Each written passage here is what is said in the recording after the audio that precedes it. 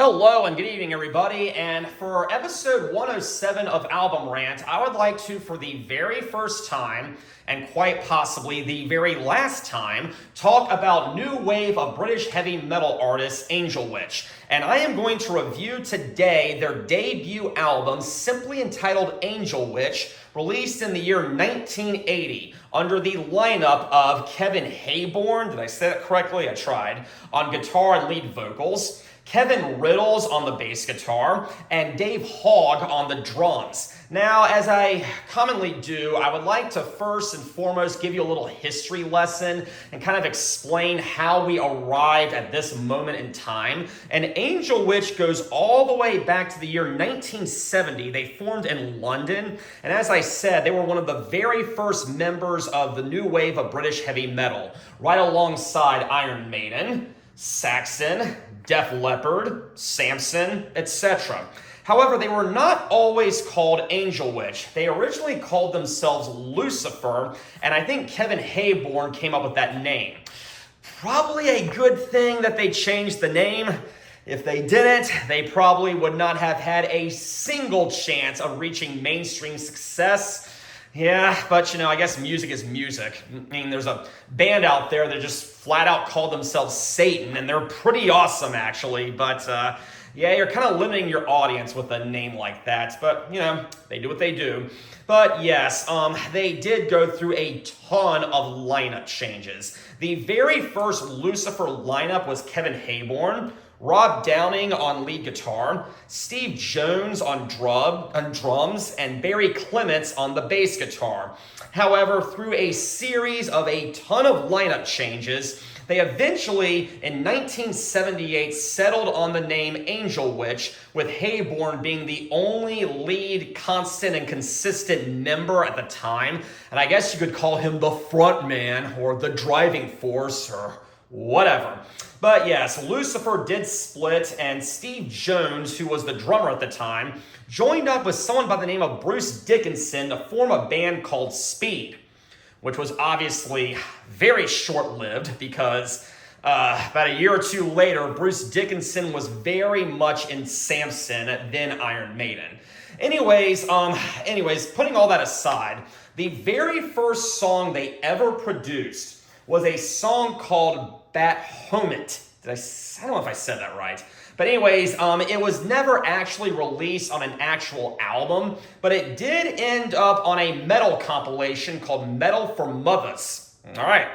The song gave the band some attention, and they did eventually sign a record deal. However, it was later canceled due to disagreements and poor reviews for their very first single, which was entitled Sweet Danger.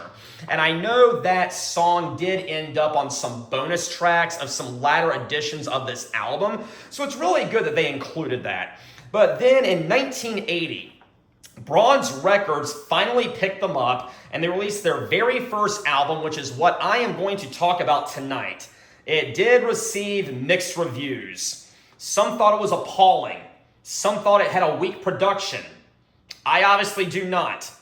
And reviewer Martin Popoff did not think that either, because he even praised it and called it a precursor to black metal, which I think is also really awesome. Now, guys, these guys are definitely not black metal, but I can totally see how many black metal artists would have been influenced by them, and that is really awesome.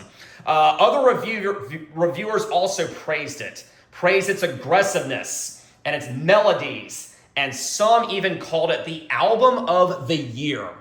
Keep in mind, guys, this was 1980. There were some pretty awesome albums that came out in 1980. There was Heaven and Hell. There was the debut Iron Maiden album. There was British Steel. There was Ace of Spades by Motorhead. So the fact that anyone would call this the album of the year is really, really saying something. And by the way, you just gotta love that artwork right there. It looks very fantasy-based, almost mythological in a sense. I love it. Dark and doomy and demonic. Can't go wrong with that. So on the insert over here, we have the title of the band. We have a track list, which I will get to in a second. More artwork, gotta love it. And over here we got the back, and right there is a picture of the band, and it looked pretty awesome. And then over here we have the track list, and we start off with side number 1. And it starts off with the song Angel Witch, off the album Angel Witch, by Angel Witch. Confused yet? I don't know.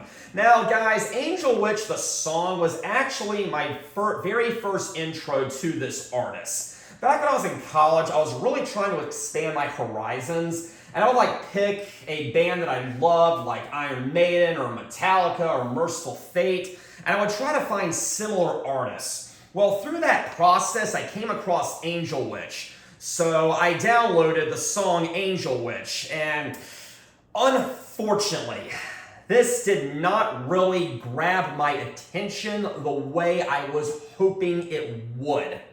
Okay? And this is actually going to end up, for me, being one of the weaker songs off the album. Yeah, one would not expect that, but I just gotta go with my gut, and I just gotta state my opinion. But it does start off, it jumps right into action with a very fast, electric, and upbeat guitar. It's like, I can't do it right. But anyways, I will say this, that opening guitar riff, it actually reminds me of a segment in the interlude of Ride the Lightning by Metallica. It does. Okay, first time I heard it, I was like, wait, that sounds like Ride the Lightning, because I've heard Ride the Lightning more times than I care to count.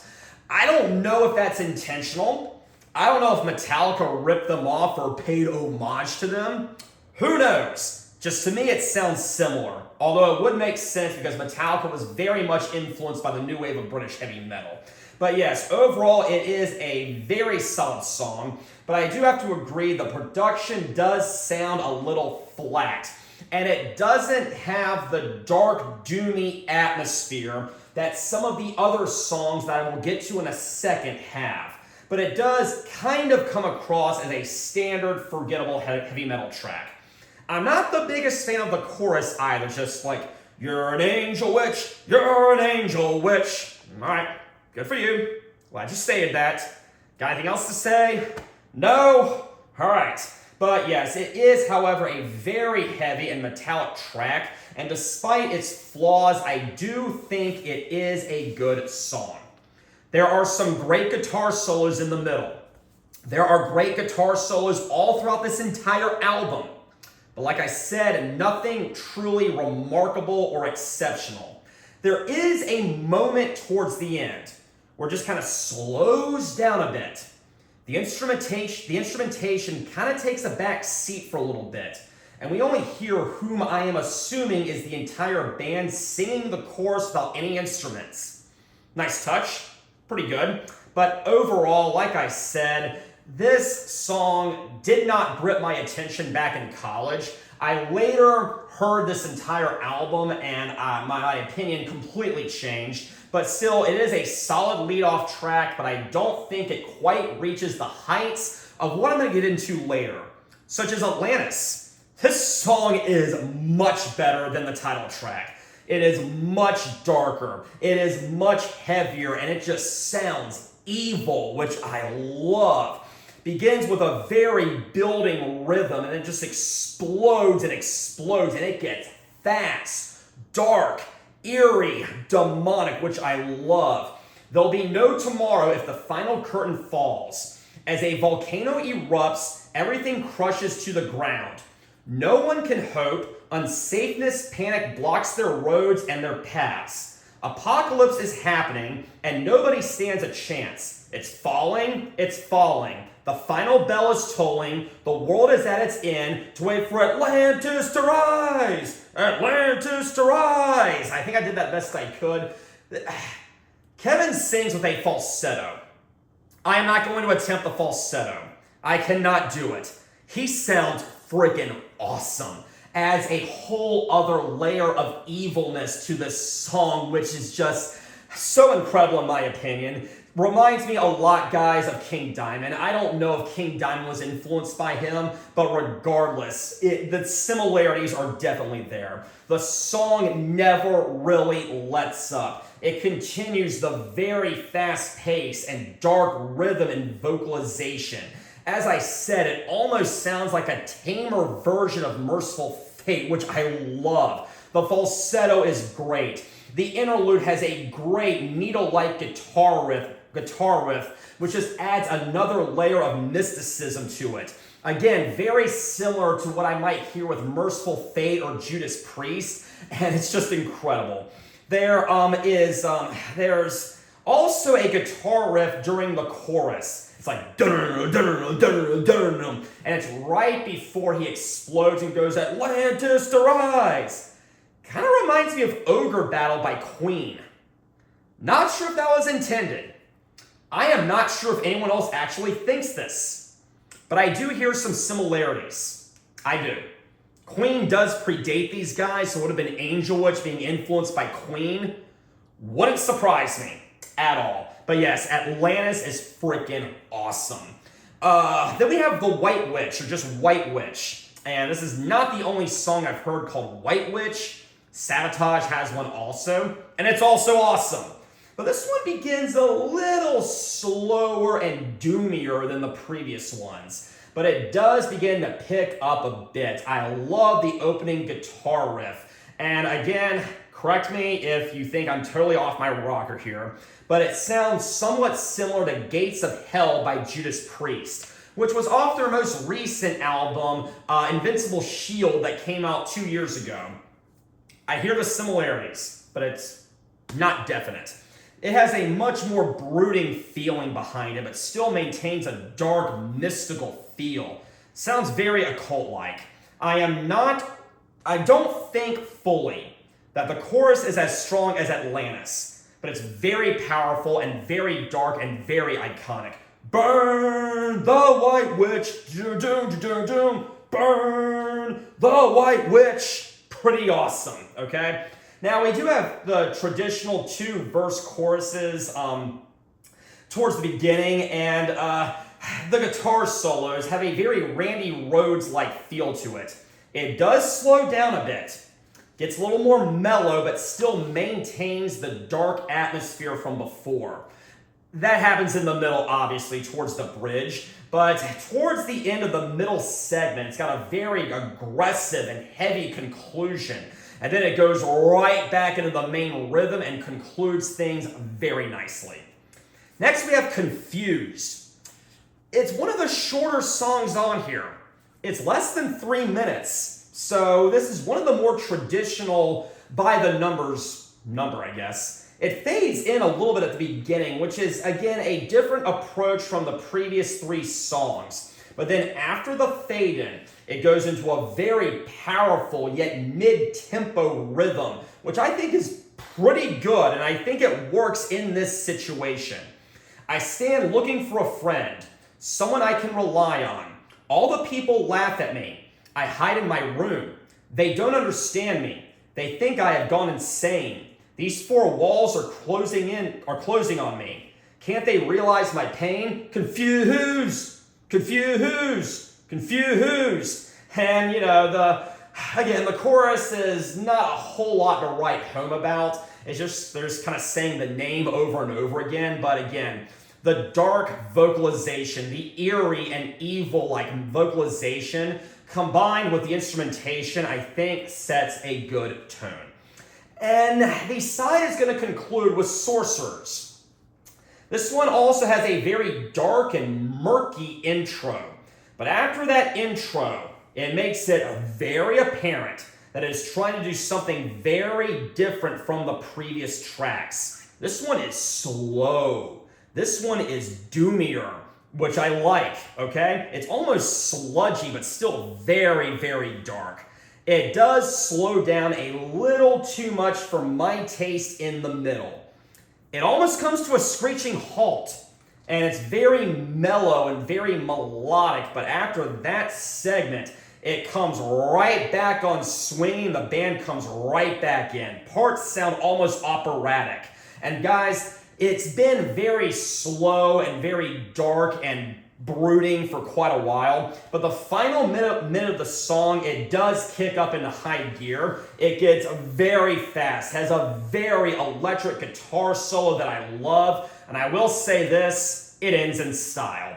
And that is the end of side one. And my favorite, I could have gone with Atlantis. I could have gone with White Witch. I'm going to go with Atlantis. Atlantis is my favorite from side one. It's the catchiest. It's the eeriest. It sounds the most evil. I love Atlantis. There are definite songs on here that I like more than others, but I do like every song on here, even though I can level some criticisms. That was the end of side one.